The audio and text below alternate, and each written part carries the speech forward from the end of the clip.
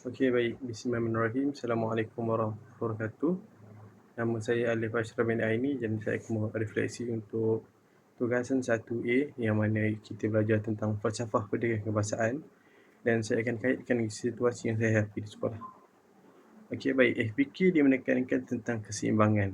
Jadi antara perkara yang saya jalani iaitu semasa aktiviti co-curriculum, seorang pelajar tu saya tengok dia tengah buat latihan matematik. Walaupun waktu tu waktu pengakap lah, tengah curriculum.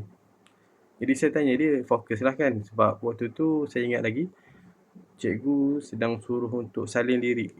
Dan perkara-perkara yang perlu adalah dalam buku log. Lepas tu saya tanya dia, kenapa awak tak nak buat? Lepas tu dia cakap, cikgu bagi saya, curriculum ni tak berapa penting. Saya rasa baik saya buat latihan matematik lah, dia kata dekat saya. Jadi, saya pun cakap dekat dia, yang curriculum ni pun penting juga. Kadang-kadang kita kena kumpul sijil selain daripada akademik untuk tunjuk yang kita ada skill set yang lain lah, soft skill yang boleh kita gunakan.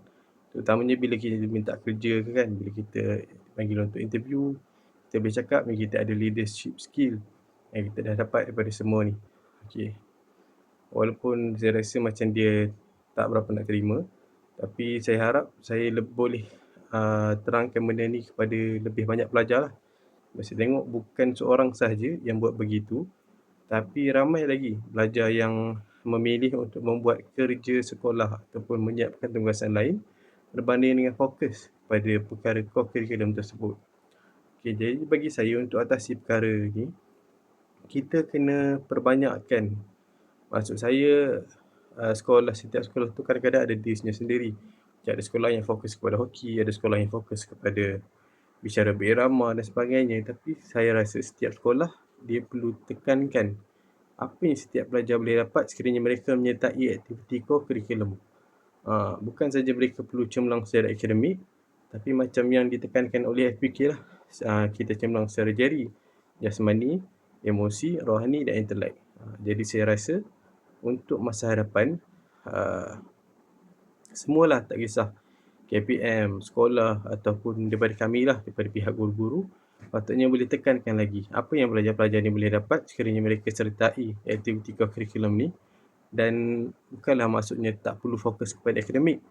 Maksudnya kita sambil kita fokus kepada akademik, kita juga ceburi bidang-bidang luar akademik supaya kita dapat banyak pengalaman, kita dapat banyaklah skill, soft skill dan sebagainya. Okay. Itu saja untuk refleksi saya pada minggu pertama. Sekian, terima kasih.